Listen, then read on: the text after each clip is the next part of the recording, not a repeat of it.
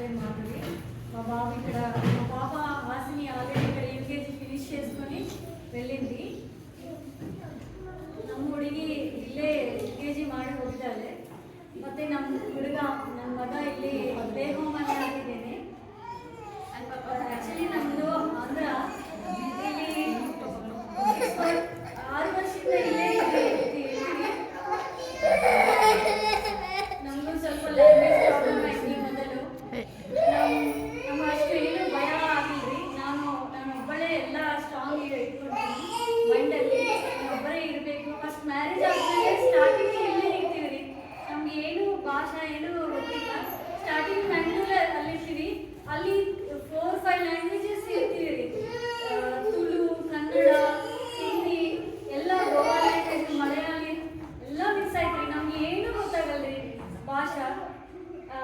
ನಮ್ಮ ಪಕ್ಕ ಅವ್ರ ಮನೆಗೆ ಹೋಗಿ ಟೈಲರಿಂಗ್ ಶಾಪಿಗೆ ಹೋಗಿದ್ದೀನಿ.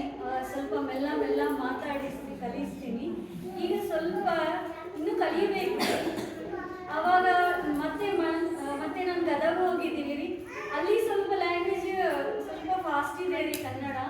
ಅಲ್ಲಿ ಸ್ವಲ್ಪ ಕೇಳಿದ್ದೀನಿ. ಮತ್ತು ಇಲ್ಲಿ ಇನ್ನೂ ಫಾಸ್ಟ್ ಇದೆ, ಟ್ರೈನ್ ಥರ ಫಾಸ್ಟ್ ಇದೆ ರೀ. ಇನ್ನೂ ಕಲಿಬೇಕು ರೀ. ನಾವು ಫಸ್ಟ್ ಮೊದಲೇ ನಾವು ಸ್ಟ್ರಾಂಗ್ ಇರಬೇಕಲ್ವಾ. ಫಸ್ಟ್ ನಮ್ಮ ಹಾಸಿನಿಗೆ ಏನೂ ಅಷ್ಟು ಭಾಷೆ ಬರಲ್ರಿ. ಅವಳಿಗೆ ಸ್ಕೂಲ್ ಹಾಕಿದ ತಕ್ಷಣ 1 ಇಯರ್ ಟೈಮ್ ಸಿಕ್ಕಿದೆ ರೀ ಅವಳಿಗೆ. ನಾನು ಅವಳಿಗೆ ಹೇಳಿದ್ದೀನಿ, ಸ್ಟ್ರಾಂಗ್ ಇರಬೇಕು, ನೀನು ಒಬ್ಬಳೇ ಇರಬೇಕು, ಎಲ್ಲ ನೀನೇ ಕಲಿಬೇಕು, ಏನೂ ಆಗಲ್ಲ.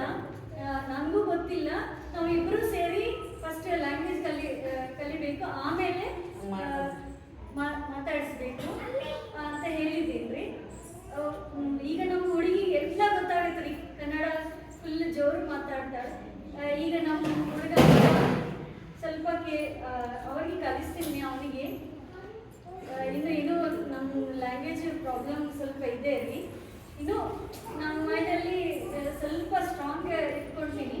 ಏನೋ ಮಿಸ್ಟೇಕ್ ಆಯ್ತು ಅಂದರೆ ಸ್ವಲ್ಪ ಏನೋ ಮೈಂಡಲ್ಲಿ ಇಟ್ಕೋಬೇಕು.